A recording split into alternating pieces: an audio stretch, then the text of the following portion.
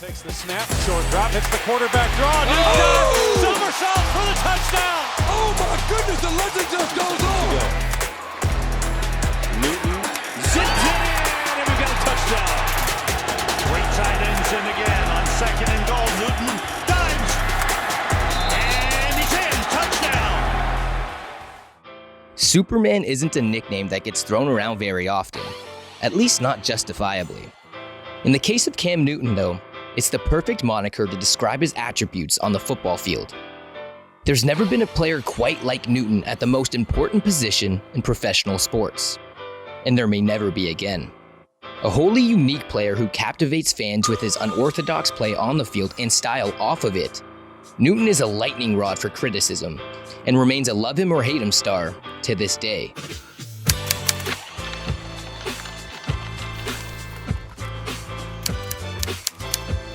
This is the story behind Cam Newton.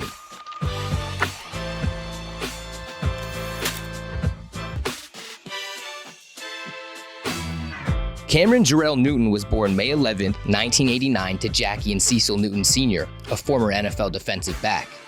As you might imagine, on account of his freakish athletic abilities, Newton was a talented multi-sport athlete growing up. The focus shifted exclusively to football in high school, though, and some stellar production toward the end of his time at Westlake High School in Atlanta earned him 5-star recruit status and attention from the top schools in the nation.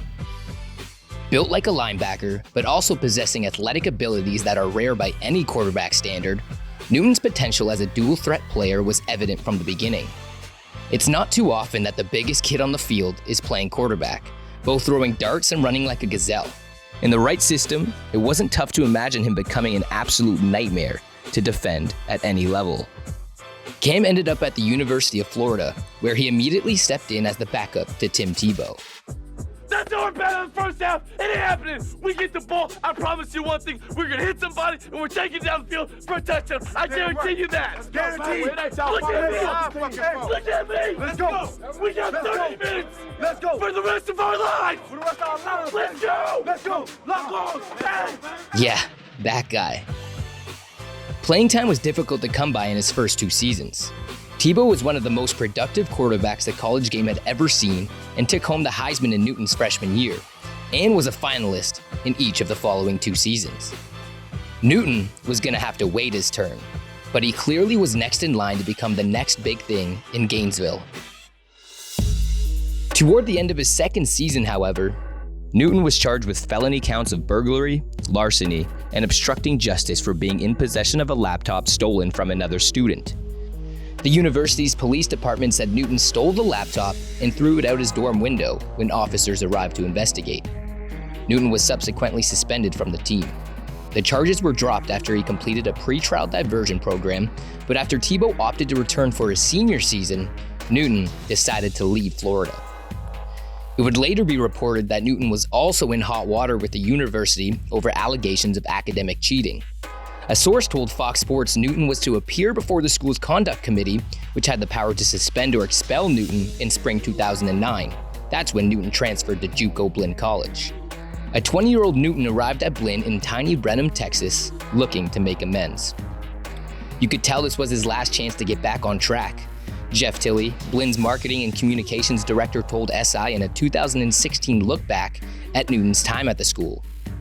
Though still unproven, the phenomenon that is Cam Newton is perhaps best summed up by Sean Rutherford, who was supposed to be Blinn's starting quarterback that season. The first thing I see is him listed as 6'6", 250 pounds, Rutherford told The Athletic. I'm like, this is not a quarterback. This is an NFL caliber defensive end or tight end. Then he found a highlight of Newton absolutely bowling over a Tennessee player at Florida. Here's the keeper left side, Newton. How to become a crowd favorite, doesn't It's Tim Tebow. Yeah, look at Tebow. Oh my! Look at everybody. To the surprise of no one, the lower level of competition was no match for Cam. He threw for 2,833 yards, 22 touchdowns, and just 5 interceptions over 12 games, while adding another 655 yards and 16 scores as a runner. Blinn cruised to the NJCAA national title game, where Newton led a second-half comeback to beat Navarro College and avenge Blinn's only loss in what was an otherwise perfect regular season. Newton's tour de force at Blinn set the stage for a big-time recruiting chase among Division I teams before he ultimately settled on Auburn. Newton was back on college football's biggest stage, but he was a different man. Cam was ready to make the most of his second chance. Back in the SEC, Newton was up against the best competition college football has to offer. But looking at his production, one could be forgiven for thinking he was still playing JUCO. Newton drops back, avoids the pressure, still on his feet. Now he's got some real estate. And out of bounds at the 45. Week after week, Auburn stacked wins en route to establishing itself as a national powerhouse. Newton torched opponents both through the air and on the ground, putting together a season not unlike the ones Tebow became known for at Florida.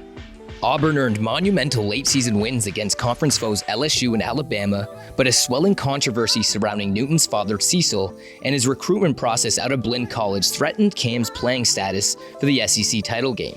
One thing that was allegedly said, well, that was a conversation, Scott, with Cecil Newton, and he told a person recruiting his son, allegedly, that it would, quote, take more than a scholarship to bring Cam Newton to Mississippi State, a request that the school said it would not meet. Again, turning that information over to the SEC. The second separate conversation allegedly took place with Cam Newton himself, and this took place after Cam changed his commitment from Mississippi State to Auburn. And allegedly, Cam Newton told a separate Mississippi State recruiter that he regretted that he wouldn't be coming to Mississippi State, that he wanted to come to Mississippi State, but that his father Cecil had made the decision for him that he would be going to Auburn because, quote, the money was too much.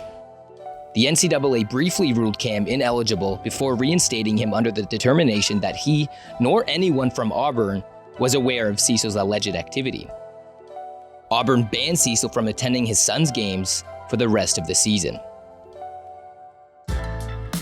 Cam and Auburn routed South Carolina 56-17 in the SEC title game, where he threw for 335 yards and 4 touchdowns while running for 73 yards and 2 scores. 12-0 Auburn earned the #1 ranking and a spot in the national championship. By then, Newton's Heisman case was rock solid. Through that SEC title game, he had racked up 2,589 yards passing and a conference-leading 1,409 rushing yards, becoming the first SEC player to top 2,000 passing yards and 1,000 rushing yards in the same season, while accounting for 28 touchdown passes and another 21 scores on the ground. He took home college football's most prestigious award in the landslide vote that December. The winner is Cam Newton of Auburn University, receiving 729 first-place votes to create a 1,184-point distance between himself and second-place finisher Andrew Luck. Cecil Newton did not attend the ceremony to avoid being a distraction. Auburn went on to take down Oregon in the national championship, completing the perfect season and further cementing Newton's legacy as one of the most dominant college football players we've ever seen. Auburn wins the BCS National Championship. Newton was the logical choice to be selected #1 overall by the Carolina Panthers. In the end, he was, but not before being the subject of intense debates, with many suggesting that Blaine Gabbert, a far less accomplished player and eventual draft bust, might be the safer pick. I absolutely love this pick because you get, in my opinion, the best quarterback in this year's class. And you can argue Cam Newton with all of his tremendous upside, but you get a quarterback in Blaine Gabbert that has the intelligence, the football intelligence, the accuracy, and the underrated athleticism, a player that can come in and learn. But in 2012, you have your quarterback of the future moving forward. Draft debates are standard, but what separated Cam's scrutiny from the norm were the attacks on his character. One NFL draft analyst went as far as calling Newton disingenuous, saying he didn't command respect from his teammates. Criticism Hall of Fame QB Warren Moon shot down as racially based. The Panthers evidently disagreed, and their move to make him the top pick in the 2011 NFL Draft has proven to be the best decision the organization has ever made. With the first pick in the 2011 NFL Draft, the Carolina Panthers select Cam Newton, quarterback, Auburn. For all the concerns about Cam's ability as a pure passer, it didn't take long for him to make the transition to the professional game. Despite having no offseason workouts due to an NFL lockout, training camp and preseason was all he needed to get acclimated. The starting job was his by week 1, and he threw for over 400 yards in each of his first 2 games. By year's end, he had 4,000 yards and 21 touchdowns in the passing game, while also accounting for 14 touchdowns as a runner, a QB record that still stands to this day. Newton was a Pro Bowler and NFL Offensive Rookie of the Year, getting 47 of 50 first-place votes to win another major award in runaway fashion. Michael Vick, Randall Cunningham, and Steve Young were the standard bearers for mobile signal callers, but none came close to having the sheer size and power that made Cam such an unstoppable force. Newton gets to the corner. Cam down the sideline. Cam Newton hesitation. Still on his feet. Cam Newton. Touchdown, Carolina. What a play. Newton's meteoric rise continued as he earned a second Pro Bowl nod in 2013 after leading the Panthers to a 12-14 record and the first playoff appearance of his career. By 2015, he had peaked as a bona fide superstar, throwing for 35 touchdowns in a 99.4 QB rating, combined with 10 rushing touchdowns. The Panthers went 15-1 in the regular season, and Newton was named NFL MVP. Oh, and those character concerns? The headlines Cam made during that incredible 2015 season included his Sunday giveaways, which were a tradition of delivering touchdown balls to young fans in the stands, and his infectious knack for having one hell of a time on the field. Cam even gets credit for making the dab as big as it was at the time, as he famously incorporated the Migos created dance into his elaborate on-field celebrations. I just like doing it, man. You know, it's not, to be boastful.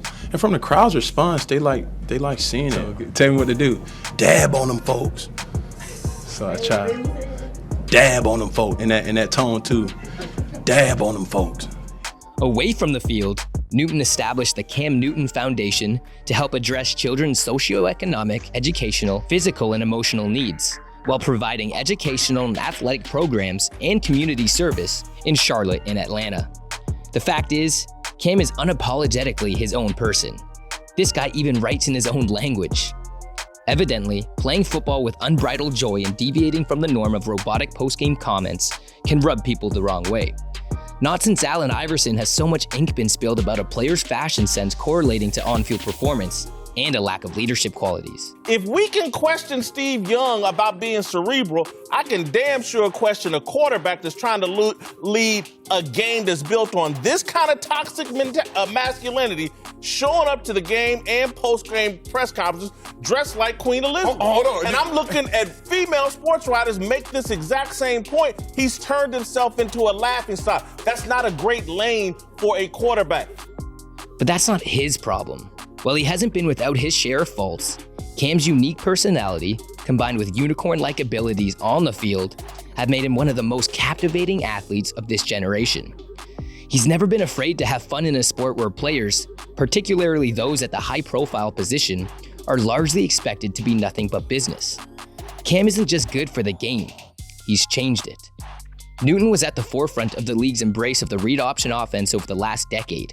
And while players like Lamar Jackson, Kyler Murray, and Carson Wentz are carrying the torch, no QB embraces contact the way Newton did in Carolina, and probably never will again.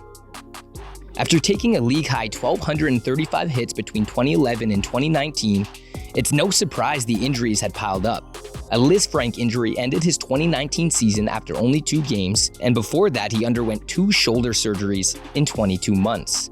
When Carolina released Newton in March, it came as no great surprise as it cleared more than $19 million in cap space, and the club had inked QB Teddy Bridgewater to a 3-year deal. But Newton was hurt Carolina gave up on him, doubting his ability to return to peak form. I done gave this whole city, I gave this whole franchise, I gave the coaches everything, my mind, my body, my soul, my heart.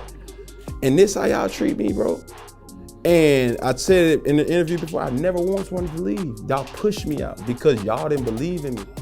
You know what I'm saying? Because like, it was like, he's not healthy yet? No, get rid of him. I'm like, okay, cool. So now I'm going to another situation where it's like, I get coached by arguably the best coach ever. With Tom Brady in Tampa, the Patriots scooped Newton up in June on a one-year deal, and he was named the team's Week 1 starter and a team captain. The Cam Newton NFL story isn't yet finished. His legacy with the Panthers is complicated for sure. Carolina would easily make their way through the NFC playoffs on the heels of that MVP season, with a classic Cam performance sparking a blowout of the Arizona Cardinals in the conference championship game. But they came up short against Peyton Manning's Denver Broncos in Super Bowl 50, which included Newton's infamous decision not to fall on a fumble late in the fourth quarter. Cam Newton decides not to dive in there and he backs away from it. He jumped away instead of jumping into the pile. Yep, I guess he made a decision it wasn't worth to go in there and get it. Newton and the Panthers made the playoffs just once over the ensuing 3 years, including 2 losing seasons. Meanwhile, only 6 QBs in history have posted at least 18 passing touchdowns and 4 rushing TDs in 3 straight seasons. Newton did it 8 straight times. However, Newton has ranked in the top 10 in total QBR just twice, and never higher than 9. Some say he never had a great supporting cast. Critics say that's a lame excuse. He's 31 now, no longer in the midst of his athletic prime, yet there's a reason to believe Bill Belichick can maximize Newton's talents. And you better believe Cam is going to be prepared. Get your popcorn ready. Superman is back. Thanks for watching. If you like this video and want to see more content like this, hit that subscribe button.